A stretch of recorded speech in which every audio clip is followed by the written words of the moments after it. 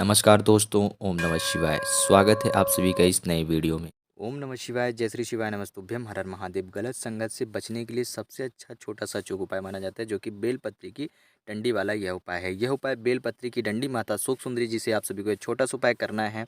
यह उपाय विशेष रूप से आप अपने बच्चों के लिए कर सकते हैं, अपने पति या फिर भाई या छोटे भाई-बहन के लिए भी कर सकते हैं, किसी भी अन्य व्यक्ति के लिए कर सकते हैं।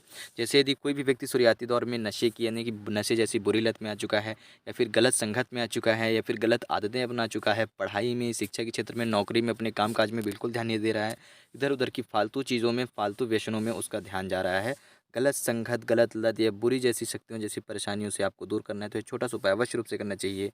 पूज्य गुरुदेव की अनुकंपा और कृपा से बताने का प्रयास किया जाएगा कि इस उपाय को कैसे करके आप अपने जीवन से, अपने बच्चों के जीवन से, अपने पति के जीवन से, अपने भाई-बहन के जीवन से नशे जैसी बुरी आदत हों, या फिर बुरी संगत जैसी कोई बुरी आदत है, या फिर घूमना, भागना, इधर-उधर बैठना, फालतू में यहाँ-वहाँ घूमना, नौकरी और अपने काम-काज में ध्यान न देना, व्यर्थ की कार्यों को व्यर्थ के कामों में ज़्यादा उत्साहित रहना, ऐसी बुरी जो आदतें हैं, उन सभी से दूर करेगा ये उपाय। तो चलिए जानते हैं और समझते हैं, लेकिन प्लीज़ उससे पहले वीडियो को लाइक कर दीजिएगा और चैनल पर नए हैं तो प्लीज़ चैनल को सब्सक्राइब कर लें। देखिए, इसमें के उपाय में आपको क्या करना है, 2 चीज़ें लेनी है, बेलपत्री लेना है और 1 लोटा शुद्ध जल लेना है। अब जो आपके पास बेलपत्री और 1 लोटा शुद्ध जल है, इससे क्या करेंगे आपको कि सबसे पहले आपके पास जो बेलपत्री, उस बेलपत्री से आपको डंडी उसकी तोड़ करके अलग दे कर देनी है, जैसे कि अभी आप देख रहे हो, तोड़ दी। अब इस बेलपत्री को तोड़ देने के बाद जो आपने डंडी तोड़ी है, इस डंडी को आप समर्पित करेंगे माता शोक सुंदरी के स्थान पे भगवान शिव जी के शिवलिंग पर खड़ी बेलपत्री समर्पित करेंगे, डंडी समर्पित करेंगे, जैसा कि भी आप यहाँ पर देख पा रहे होंगे। यह डंडी इस प्रकार से समर्पित है, ठीक। अपनी इच्छा मनोकामना कहते हुए माता शोक सुंदरी से समर्पित कर दी है। जिस व्यक्ति का लिए कर रहे हैं, उस व्यक्ति का नाम लेंगे, ठीक। उस व्यक्ति से जुड़ी आपकी जो समस्याएँ हैं, जिस परेशानी है, जो बुरी लत है, जो बुरी संगत है, उसके लिए माता सुख सुंदरी जी से प्रार्थना अर्चना करेंगे।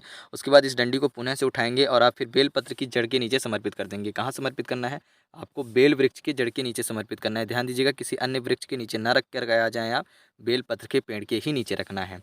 रख दिया, इसके बाद पुनः आप आते हैं भगवान शिव जी के पास जाएँगे, उनके शिवलिंग के पास जाएँगे। यदि बेल पेड़ के नीचे भगवान शिव जी की शिवलिंग है या फिर मंदिर है, वहाँ पर भी आप चाहें तो ये उपाय कर सकते हैं। यानी कि बेल वृक्ष के नीचे शिव जी की शिवलिंग विराजमान है, पूजा अर्चना होती है, तो भी आप ये उपाय कर सकते हैं।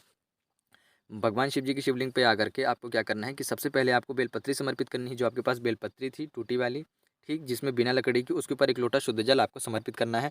अपनी इच्छा मनोकामना कहते हुए भगवान शिव जी से प्रार्थना याचना करते हुए ओम नमः शिवाय या फिर श्री शिवाय नमस्तुभ्यम का जाप करते हो, और फिर जैसे ही जल समर्पित करेंगे तो उसके तत्पश्चात आपको तुरंत ही वह जो 1 लोटा शुद्ध जल है, उस 1 लोटे शुद्ध जल को, यानी कि जो लोटे से आपने जल समर्पित करा था, उसी खाली जल के पात्र को आपको जलाधारी के नीचे रख देना है, जिससे कि इसमें थोड़ा सा जल एकत्रित हो जाए, जो कि चरणामृत के रूप में कह सकते हैं, औषधि के रूप में कह सकते हैं, या फिर दवाई के रूप में कह सकते हैं, आशीर्वाद के रूप में कह सकते हैं, आप जो चाहें वह कह सकते हैं। उसके रूप में आपको भगवान शिव जी से ही एकत्रित कर लेना है, और जो बेलपत्री है और जो आपने जल एकत्रित कराए, दोनों को ले लेंगे। यानी कि बेलपत्री आप भगवान शिव जी के शिवलिंग से उठा लेंगे प्रार्थना याचना करके, और आप जल लेकर के आ जाएंगे। यह दोनों चीज़ें आप घर लेकर के आएंगे और उस व्यक्ति को सेवन कराएंगे। यह निर्भर करता है आपके ऊपर और उस व्यक्ति के ऊपर, स्वयं की इच्छा से लेता है, बहुत अच्छी बात है।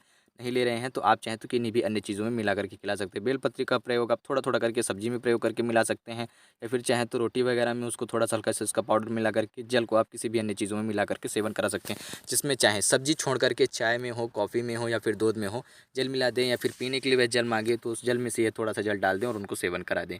केवल इन क्रियाओं के अनुसार आपको ही सेवन कराना है। बेलपत्री भी हो सके यदि वह स्वयं करते तो चबा करके खा ले तो बहुत अच्छी बात है। यदि स्वयं चबा करके नहीं खाते तो आप अन्य किसी चीज़ों में मिला करके सेवन करा दें।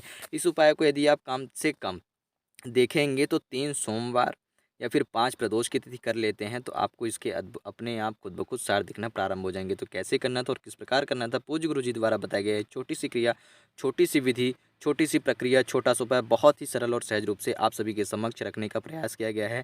साधारण रूप से उम्मीद करता हूँ कि आप सभी समझ चुके होंगे, जान पाए होंगे कि इस उपाय को कैसे करना था। यदि फिर भी कुछ प्रश्न हो तो अवश्य पूछिएगा। जय श्री शिवाय, नमस्तुभ्यम, हर हर महादेव, ओम नमः शिवाय।